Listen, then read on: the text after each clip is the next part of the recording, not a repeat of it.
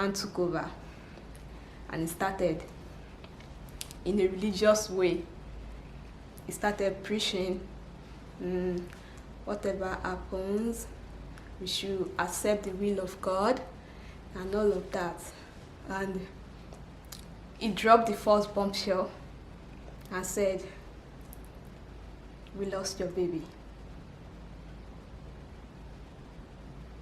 So I got to hear the word, "I lost my baby,"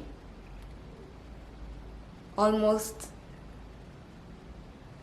like 2 to 3 days after I lost my baby.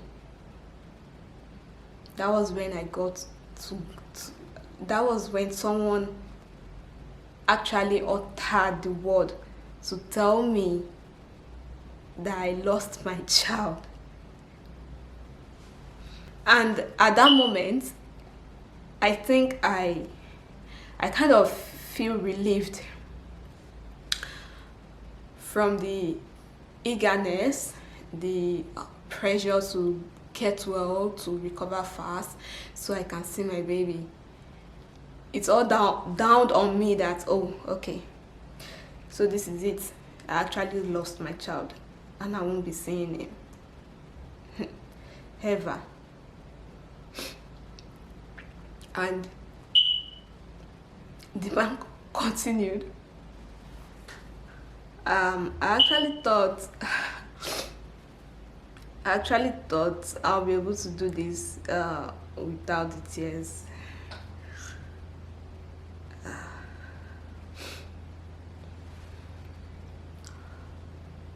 And one of the reasons I'm talking about this is because they said talking is healing.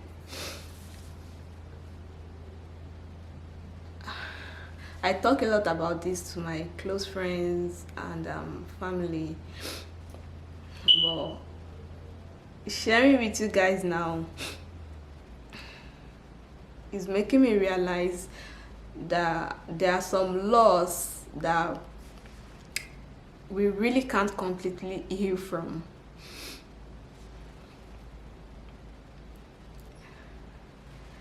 And I think it is okay to feel those emotions once in a while, because we are human. And the man continued by saying, oh, he prayed, God will do this, God will do that. And he dropped in second bombshell, and he was like, oh, I'm so sorry to say this, but at some point you have to know, we lost your dad too. And that was when I lost it. And I started crying. Like, the tears were uncontrollable. Like, when he said I lost my baby, I felt like, okay, it's okay if I lose my child.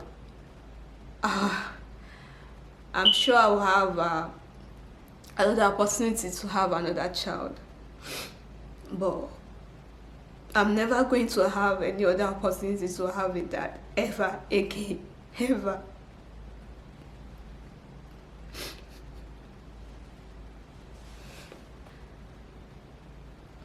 I was told on the same day,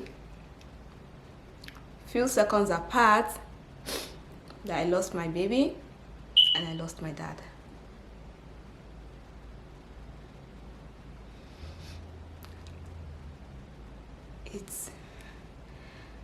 It was a very difficult pill for me to swallow.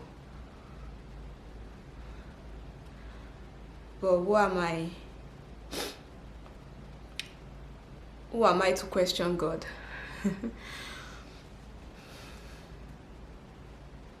We just have to accept the will of God, like they said at the beginning, before they dropped the bombshell on me. We just have to trust the will of God. So I lost my dad April 1st, and I was getting to know that I lost my dad on April 1st. On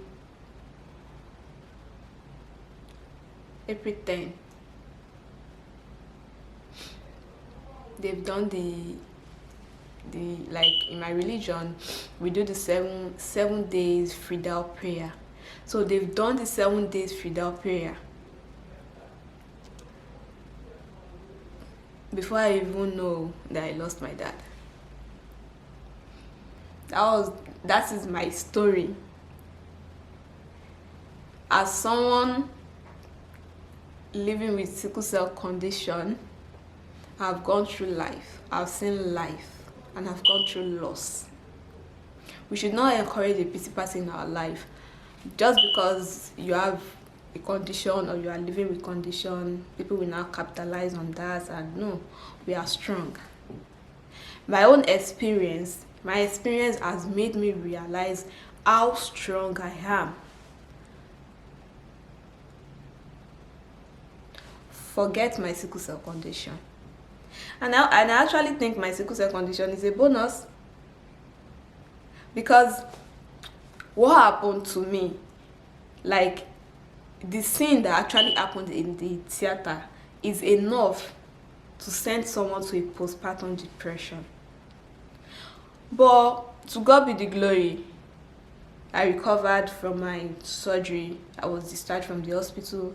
I went home. I was mourning my child and mourning my dad at the same time. And to the glory of God, I might be a little bit unhappy, sad, but I am sure I wasn't depressed. It didn't get to that level. And that's because I have a great support system.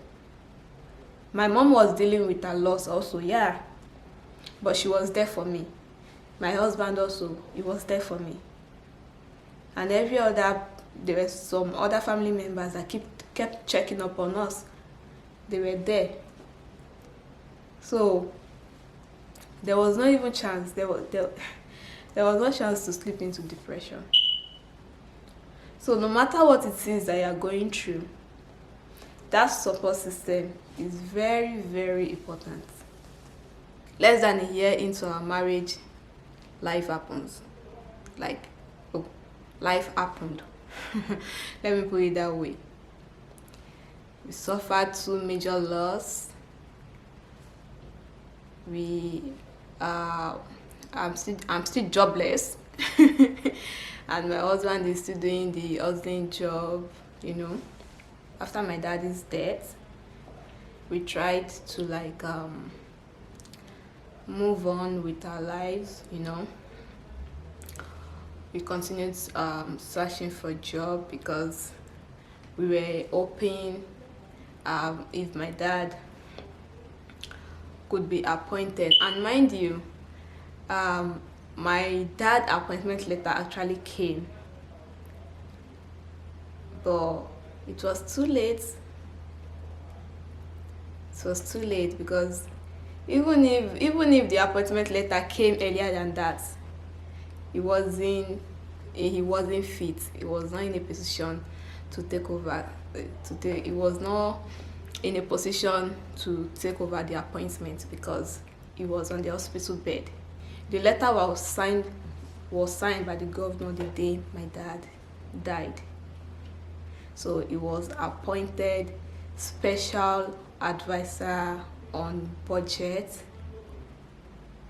on planning and budget the day he died. And that was one appointment that most of us was waiting for. You know how Nigeria works now. When you have the connect, it's easier for you to get some stuff done. And we were hoping that when the appointment comes, it will be easier for us to get a job and all of that. So all of those hope and dreams went down the drain, and we were back to square one. Meanwhile, while my dad was sick, while he was in the hospital bed, he actually told my husband to go and start his master's program. because there was he had a contact at one college of education then, who told my dad that, oh, he can um help my husband with a job, like an assistant lecturer job, if he has a master's degree. Then my dad told him that, oh, this my son-in-law just finished his youth service, and not quite long they got married. He hasn't has time to go back for his master's degree. Then the man said, oh, okay, no problem, but if he can go and enroll now and start doing it, that is going to get something for him. So while my dad was on the hospital bed, he he confused my husband, because then my husband was saying no, he doesn't want to go, he's not ready to go back to school and all of that. But he told him not to worry, that if it is because of finance or anything, that he's ready to sponsor him. And that was what he did. He sponsored my husband to go back for his master's degree. And yeah, so my husband was doing the master's degree while also shuffling Lagos and Ogun State, attending to him and my mom whenever they need him and all of that. So when my dad passed away, he continued with his master's program. And that was where, and there's one lesson I want us to pick from this story. You see, the man that promised my dad that, oh, let your son-in-law go for master's degree, I'll get him a job. So when my dad died and we called him, the man started acting up, because the person he knows is no longer here with us. And actually what he wanted to do, helping my husband find a job or something, is not going to be free. It's going to be give and take. So I'm sure there's something my dad too is going to do back to repay that kind of favor. But since my dad is not available to repay back the favor, the man started acting up, and he stopped picking up our calls and all of that. So my husband still continued with the master's degree, but few months after, we heard that the man passed away too. So it is very important for us to put our trust in God, not in man. We actually thought it was going to come true, and my husband is going to get the lecturing job and all of that. But then he did what he did, and God showed up, put our trust in him and not in man, because human being will always be human being. So that is one lesson I want you guys to pick from this story. Always put your trust in God Almighty, because he is the Almighty. He knows all, and he's the one that can grant you whatever it is that you want. While my husband was doing the master's degree, he met a lecturer. One of his lecturer happens to be someone that frequents the US. So, and he also has link on how you can apply for visa and all of that. So he and my husband got talking, and he said, oh, there's a conference going on in the US. If you'd like to go, I can help you with your visa, the paperwork and all of that, the paperwork and everything that you take to the immigration for interview. And my husband said, oh, I'm interested, I would like to give it a try. Mind you, my husband got his passport probably towards the end of 2016. And I remember telling him, what do you need a passport for? He said, oh, anything can come up, just let me do it. That his spirit just wants him to do the passport. So the passport was there, and when the opportunity came to process a visa, he just bring out his passport.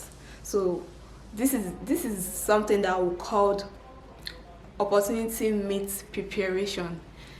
The passport was there, they did the processing, the documents, he paid and all of that. Then he went for the interview and he was granted a visa.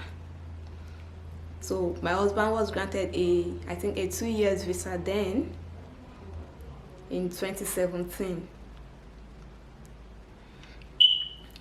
And he came home, I was like, he's going to the US.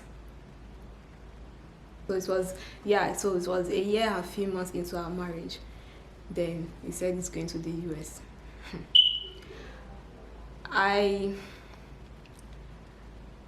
At first I was like, oh no, you have to do my own visa too. We have to go together. You can't leave me here, you can't go alone and all of that. And he said, you know what, I'm just going to go, use 6 months and come back. I'm not going to leave you. March 2017, my husband left for America, and our relationship became a long distance relationship. Like, it became a long distance marriage, and all our conversation was on phone video call and all of that. And coupled with the fact that there was a time difference, it wasn't easy, but to the glory of God, we put through. And few months into the long distance marriage thingy, my husband started saying he doesn't think he's going to come back, that I should go and apply for a visa. I actually did. I went to apply for a US visa, and that was my first US visa application, and I was denied. Okay, I came back home and I told my husband that, okay, I went for the interview, I was denied. So what is the next step? And he was like, oh, I'm going to I should continue trying, that he doesn't think he's going to come home, that there is opportunity here for him, and he can actually get a green card, that he just has to do arrange, marry. And he started saying all of those things, and I was wondering that what happened to all the promise? What happened to everything you were telling me? Oh, I'm not going to leave you, I'm going to stay by you and all of that. So you got to America, a few months living in America, and you started saying all of this, that I will have to continue trying for visa so that I can come and meet him there, or when he gets like, guys, he was just saying a lot of jack shit that time, that it was not even registering into my brain. Like, my own was just that it is either I come there to come and meet you, or you come back home. Like, where do you like I just feel like, where do you want me to start from? Okay, if I can't come over and you don't want to come back home, what do you want? What is going to become of our relationship? What is going to become of our marriage? And my husband he was trying to, like, calm me down. Let's try it this way, let's try it that way. To cut the long story short, my husband spent like 5 months, and I asked him, babe, what is going on? You spent 5 months here, our agreement was 6 months, and we were like, oh, within that 6 months I will try for visa. If I get the visa, I'll come over to the US, then we can start our life there, or you come back after 6 months, because you were given the duration of 6 months to stay there in America. And we all know that when you travel to America and you are given a stipulated duration to stay. It's always nice for you to leave after that duration, because you don't want to overstay and you don't want to have issues with the immigration. So he was like, that he doesn't think he's going to come back, and this and that. And I said, if you overstay, it's going to be a problem. That means you won't be able to come back home, and even if you come, it will be difficult for you to go back to the US. So why not play it safe? Come back when in due time, then we strategize and know the next step to take. My husband started saying, no, he's thinking he should stay, he should work.